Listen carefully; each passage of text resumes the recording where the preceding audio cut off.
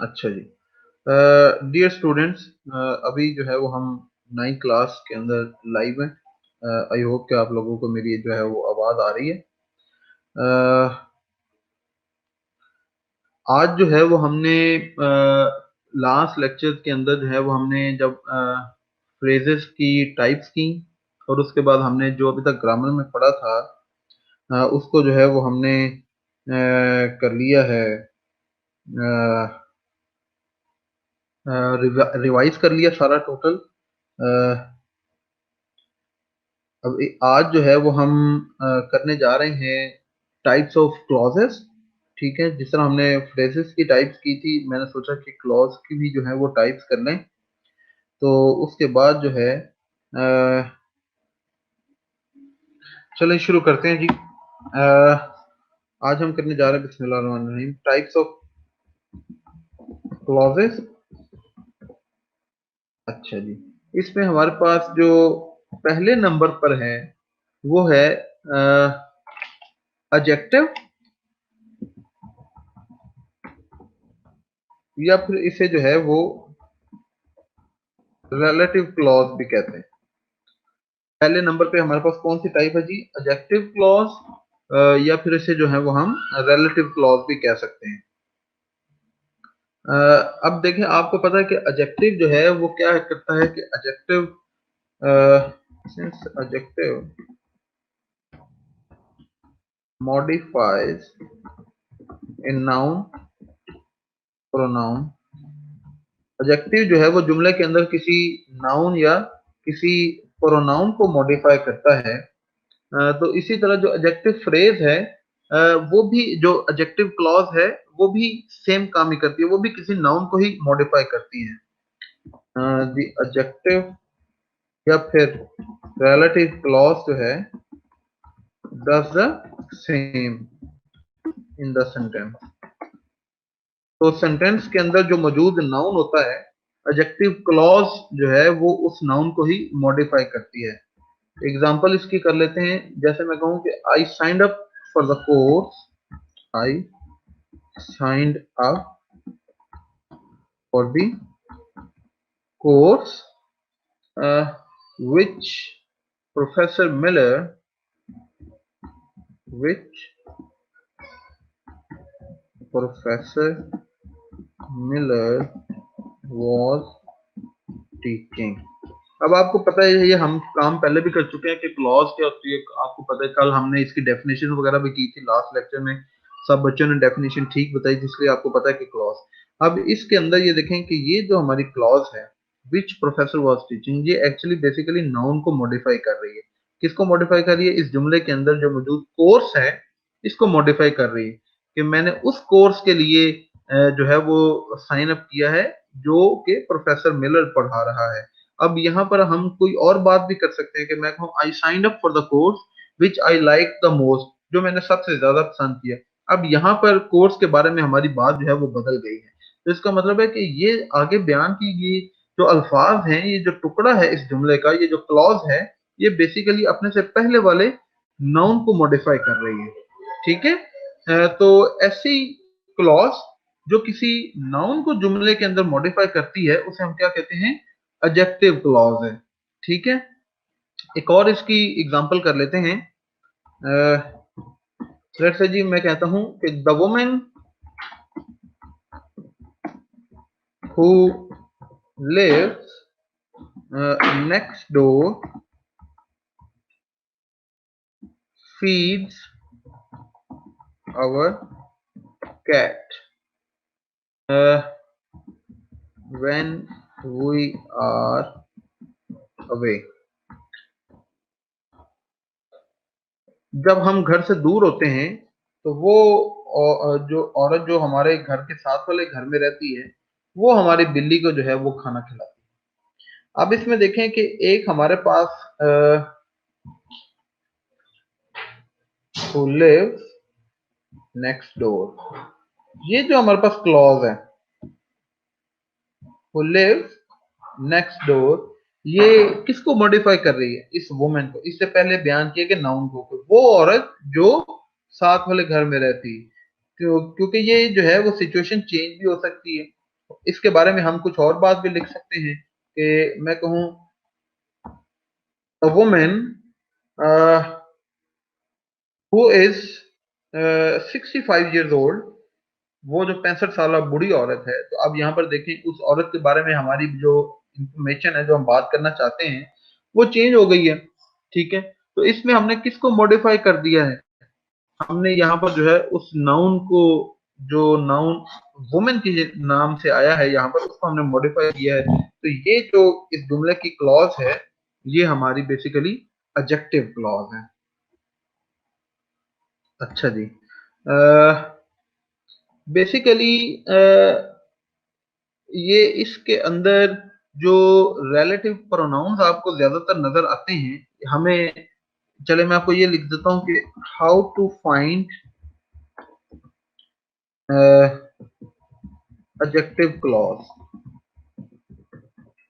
हमें जो है वो कैसे बड़ी इजीली, हम बड़ी आसानी से एडजेक्टिव क्लॉज जो है वो कैसे ढूंढ सकते हैं सेंटेंस के अंदर। तो याद रखें जब हमने पीछे प्रोनाउन किया था तो नहीं, अभी हमने शायद पार्ट्स ऑफ स्पीच जो है वो मैंने आपको नहीं करवाए हैं। जब हम पार्ट्स ऑफ स्पीच करेंगे तो उसमें हम जब प्रोनाउन पढ़ रहे होंगे तो उसकी टाइप में हम एक रिलेटिव प्रोनाउन पढ़ेंगे।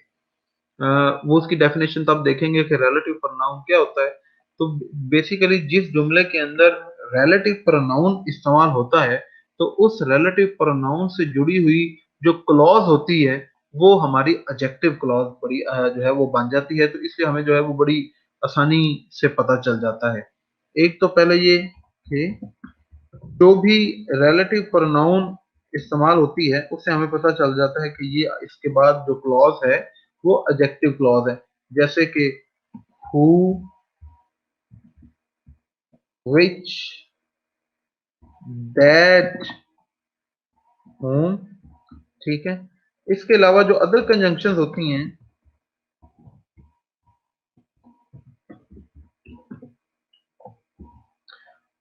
उनमें वेयर, व्हेन, व्हाई, इससे जो है वो हमें पता चल जाता है इन कंजंक्शन से और इस रिलेटिव प्रोनाउन से शुरू होने वाली जो क्लॉजेस होती हैं वो एडजेक्टिव क्लॉजेस बन जाती हैं।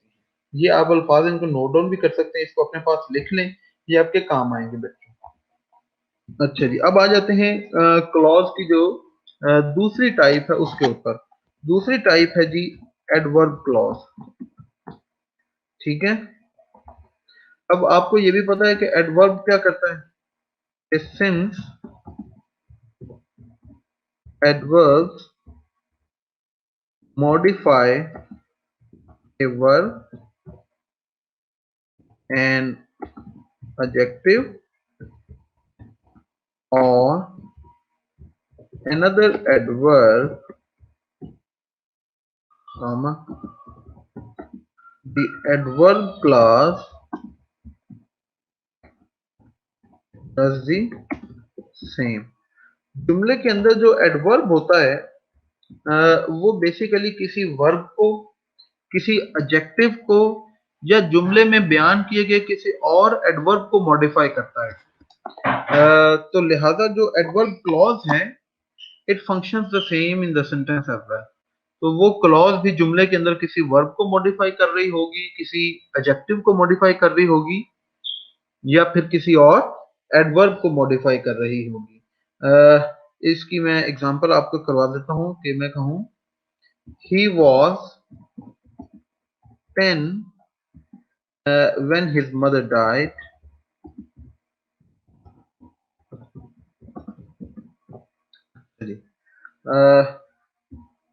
इसमें जो हमारे पास क्लॉज है वो क्या है,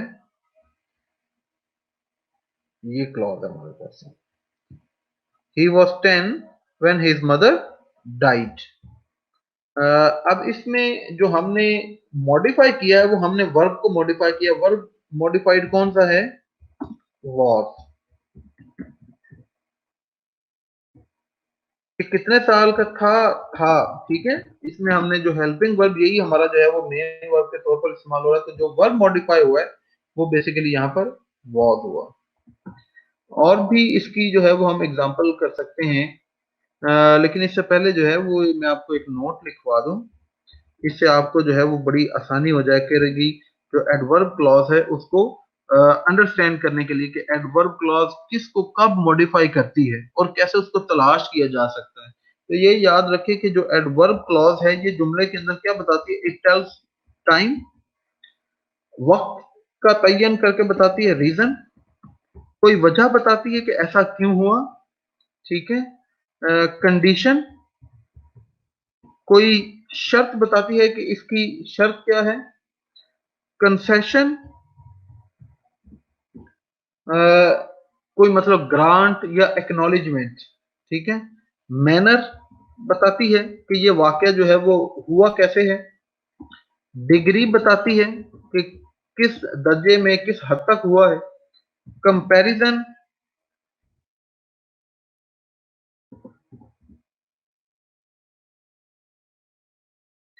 जब किसी जुमले में कंपैरिजन शो किया जाए तो जब कंपैरिजन करते हैं तो वो क्लॉज जो है वो हमारी एडवर्ब क्लॉज बन जाती है। पर्पस, कोई मकसद शो करने के लिए जो क्लॉज लिखी जाती है वो हमारी जो है एडवर्ब क्लॉज बन जाती है। रिजल्ट, कोई नतीजा बयान करने के लिए जो क्लॉज हम लिखते हैं वो हमारी एडवर्ब क्लॉज बन जाती है। लोकेशन, कोई खास खित्ता कोई जगह बयान करने के लिए जो क्लॉज लिखी जाती है वो हमारी एडवर्ब क्लॉज जो है वो बन जाती है। इसकी अब और एग्जांपल्स कर लेते हैं ताकि आपको मजीद जो है वो इसके बारे में समझ आ सके। जैसे कि मैं कहूँ कि we lost because our star और आवर प्लेयर वॉज सिक। ये हम मैच इसलिए हार गए क्योंकि हमारा प्लेयर जो है, या मैं कहूँ अवर स्टार प्लेयर, अवर, हमारा जो सबसे अच्छा प्लेयर था वो तो बीमार था। अब इसके अंदर देखें, ये वर्ब है ना लॉस, हारना, इसकी रीजन बताई गई है, क्यों हारे, बिकॉज, तो बिकॉज रीजन बता रही है ना, तो हमें पता चल गया जब किसी वर्ब की या किसी चीज की रीजन बताई जा रही है, ये ऊपर ये लिखा हुआ ये रीजन, ये ऊपर टाइम बताया गया तो नीचे जो है वो रीजन बताएगी, तो हम कह सकते हैं कि ये हमारी जो है वो फिर इसके अंदर एडवर्ब क्लॉज है। ठीक है जनाब, समझ आ गई, बहुत ही आसान है ये तो। अगर करना चाहें तो एक और एग्जांपल हम कर लेते हैं। मैं कहता हूँ जी कि if you want to live near colleges, if you want to live near college, अगर आप कॉलेज के करीब रहना चाहते हैं तो हम कह सकते हैं कि कोई भी अपने एरिया का नाम लगा रहे हैं तो हम कहें कि area X Y Z is a good choice. अच्छा जी, अब यहाँ पे देखें कि ये किसी कोई लोकेशन को जब कोई मॉडिफाई करता है तो ये लोकेशन बता रहे हैं ना, एरिया, ठीक है, तो अगर आप किसी या कॉलेज, कोई अगर जो है वो आप लोकेशन के करीब रहना चाहते हैं तो लोकेशन को अगर आप मॉडिफाई कर रहे हो तो वो क्लॉज जो है वो हमारी एडवर्ब क्लॉज जो है वो बन जाती है। ठीक है जनाब, इसके अंदर जी हाँ, चलो जी, बाकी एग्जांपल्स हैं वो आप अपने तौर पे भी कर सकते हैं और मुझे जो है वो भेज भी सकते हैं। तीसरे नंबर पे इसमें जो हमारे पास क्लॉज की टाइप आती है उसे हम कहते हैं नाउन क्लॉज। अब ये नाउन क्लॉज जो है इसके अंदर आगे फर्दर डिवीजन है, ये 4-5 तरह की जो है वो क्लॉजेज होती हैं, इनको हम मॉडिफाई कर सकते हैं कैसे, कि मैं ऊपर ये लिखूं कि noun clauses may be found as, उनको हम इन नीचे बयान किए गए तरीकाकार के मुताबिक जो है वो इनको हम ढूंढ सकते हैं। कौन कौन सा इसके लिए तरीका इख्तियार किया जा सकता है कि या तो नाउन क्लॉज होगी क्या कि एज सब्जेक्ट, जो जुमले के अंदर नाउन के तौर पर इस्तेमाल होगी और वो नाउन जो है वो जुमले के अंदर एज ए सब्जेक्ट आया होगा, ठीक है, as subject of the main verb. तो वो मेन वर्ब का जो है वो सब्जेक्ट के तौर पर इस्तेमाल किया जाता है, तो वो भी हमारी जो है वो फिर नाउन क्लॉज बन जाती है।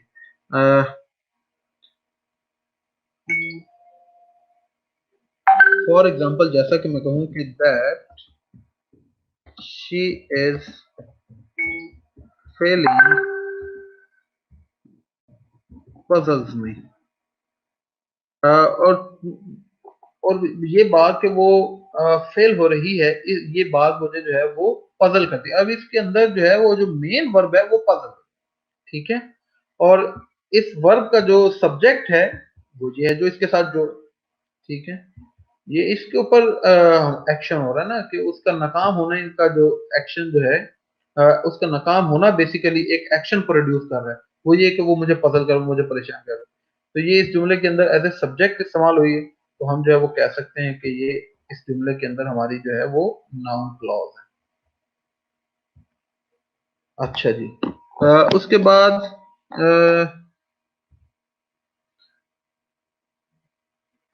दूसरे नंबर पे जो हमारे पास क्लॉज है, नाउन क्लॉज, वो कैसे कि as A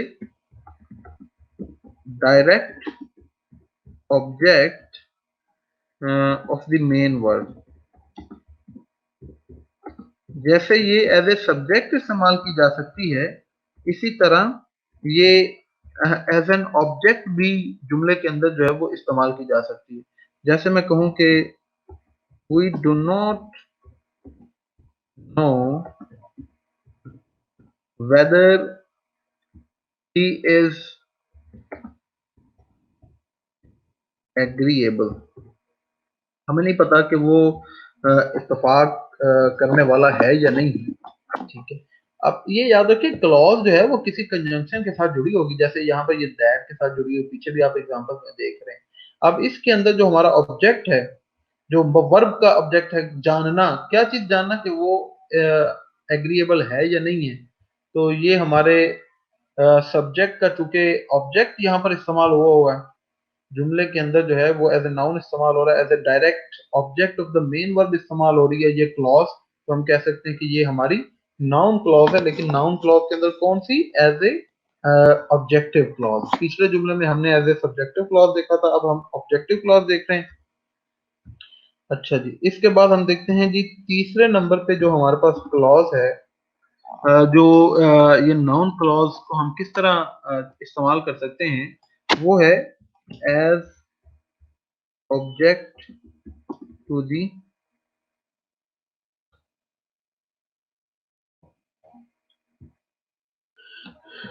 as an object of the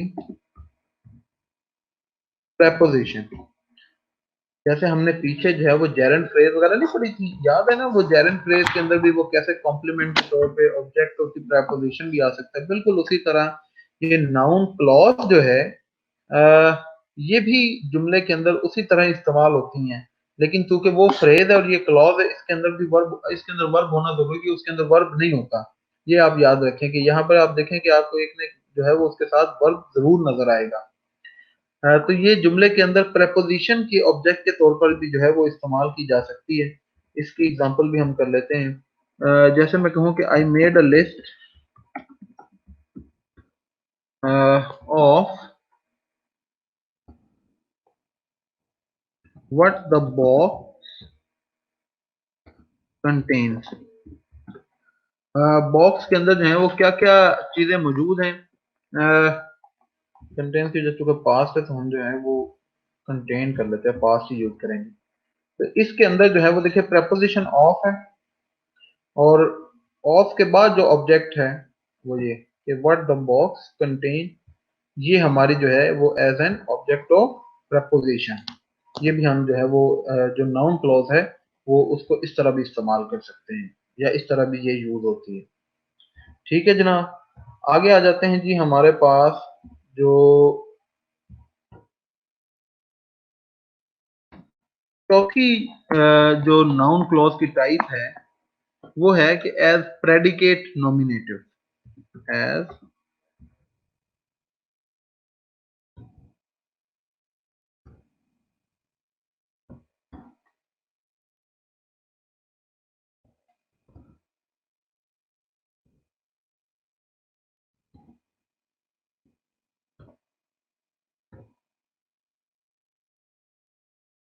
ये जुमले के अंदर जो है वो एज प्रेडिकेटिव नॉमिनेटिव भी जो है वो इस्तेमाल हो सकते हैं। फॉर एग्जाम्पल,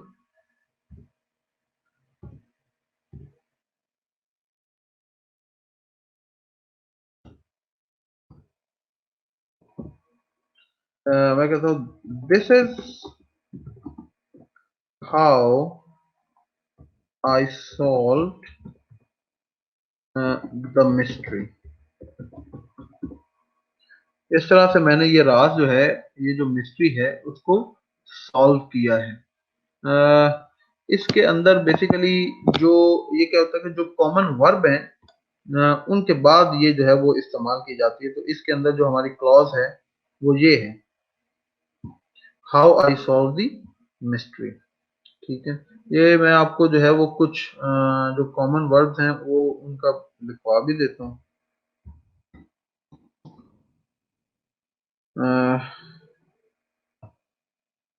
जैसा कि appear, be, become, feel, grow,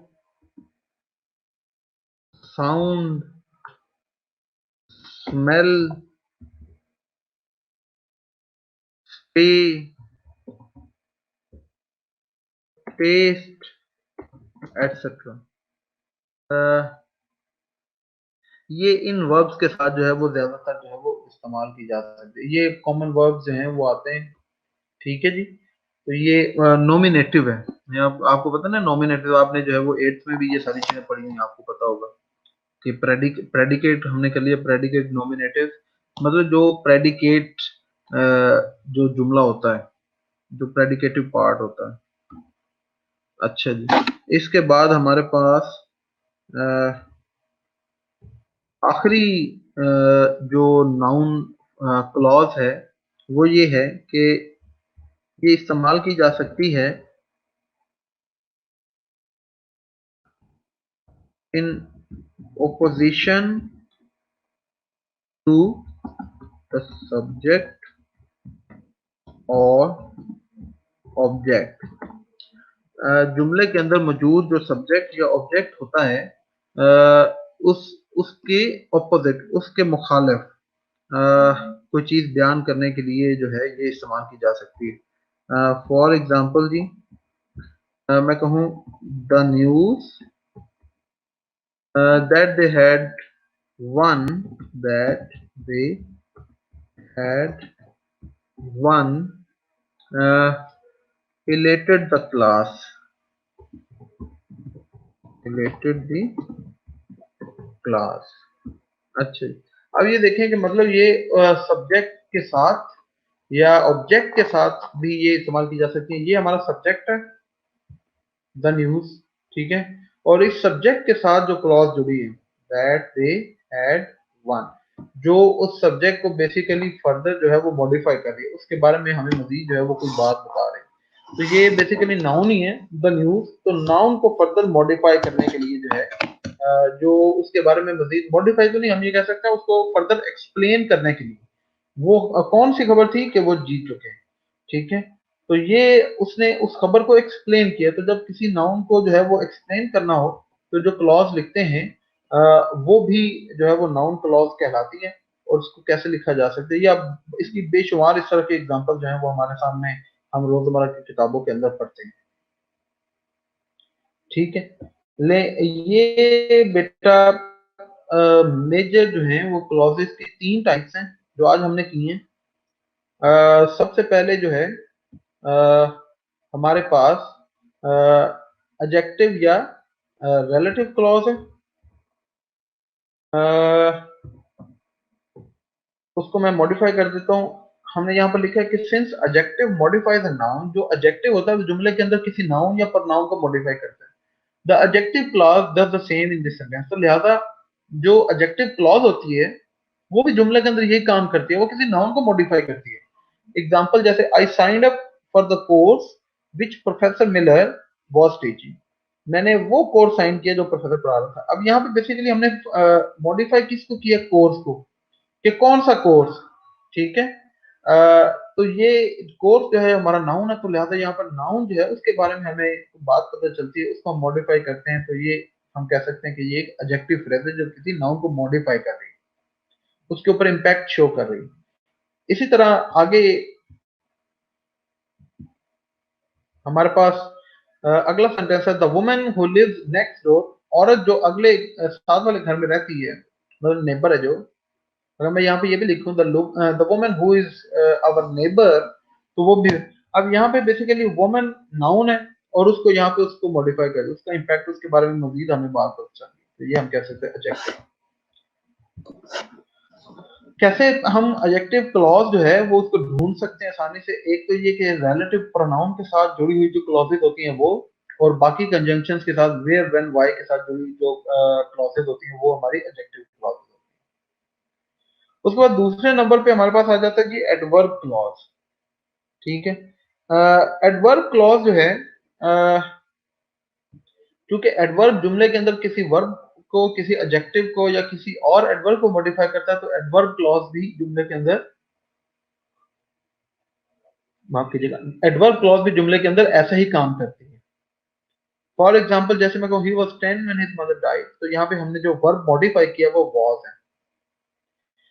एक याद रखें कि ये जो एडवर्ब क्लॉज है, ये हमें क्या बताती है, टाइम, कि किस टाइम पर ये काम हो रहा है, कोई हमें वजह बताती है, कंडीशन बताती, शर्त बताती, कंसेशन, कोई ग्रांट, मैनर कोई तरीका, degree, comparison, purpose, result, location. आप इन सब के एक एक सेंटेंसेस बनाकर जो है वो मुझे भेज भी सकते हैं। जैसे example, we lost because our star player was done, तो हमने क्यों हारे, क्यों, वजह, यहाँ पर ये वजह बता रही है ना, तो लिहाजा ये हमारी क्लॉज है जो, और ये कौन सी क्लॉज है, एडवर्ब क्लॉज है, क्योंकि ये वजह बता रही है। If you want to live near the college area X Y Z is a good choice, तो यहाँ पर ये लोकेशन के बारे में हमें बता रही है। इसमें कंडीशन भी बता सकते हैं वो, जैसे ये इफ जो है ये हमारी कंडीशन भी बन सकती है, शर्त। अच्छा जी, उसके बाद आ जाता है जी, तीसरे नंबर पे आ जाती है नाउन क्लॉज, जो तीसरी टाइप है। नाउन क्लॉज जो है वो 5 तरीकों से इस्तेमाल होती है जी। पहला तरीका ये है कि as a subject of the main verb, जैसे that she is failing puzzles. अब यहाँ पे ये देखिए, ये जो क्लॉज है ये किसी कंजंक्शन के साथ जुड़ी हुई है, तो और ये जुमले के अंदर एज ए सब्जेक्ट इस्तेमाल हुई है। ये याद रखिए, ये एज ए सब्जेक्ट इस्तेमाल हुई है, तो जब कोई जुमले के अंदर सब्जेक्ट के तौर पर क्लॉज इस्तेमाल होती है तो वो noun clause as a subject होती है। उसके बाद direct object of the main verb, ये एज एन ऑब्जेक्ट भी इस्तेमाल होती है, we do not know whether he is agree. अब यहाँ पे ये हमारा जो वर्ब का ऑब्जेक्ट है वो ये है। ऑब्जेक्ट ऑफ द प्रेपोजिशन के तौर पर, I made a list of what the box contain, यहाँ पे जो है वो ऑफ की वजह से जो है वो हमें यहाँ पर अगर इन एट लगाएंगे तो हमारी सारी बात जो है वो चेंज हो जाएगी। तो ये प्रेपोजिशन का ऑब्जेक्ट भी बन जाती है ये clause. Predicative nominative, as a predicate भी ये इस्तेमाल हो सकते हैं। This is how I solve the mystery, इसमें common words appear, be, become, feel, grow, sound, smell, stay, taste, etcetera, ये सारे इसके अंदर जो है वो ऐड हो सकते हैं। पांचवें नंबर पे, in opposition to the subject और ऑब्जेक्ट, तो ये सब्जेक्ट के बिल्कुल साथ उसके सामने जुड़ी होती, जो सब्जेक्ट को फर्दर जो है वो एक्सप्लेन कर रही होती। तो जब हम किसी सब्जेक्ट को एक्सप्लेन कर रहे होते हैं, तो किसी ऑब्जेक्ट को एक्सप्लेन करने की कोशिश करेंगे, उसके बारे में मजीद कोई इंफॉर्मेशन देंगे, तो वो फिर हमारी जो है वो नाउन क्लॉज के तौर पर इस्तेमाल की जा सकती है। ठीक है जी।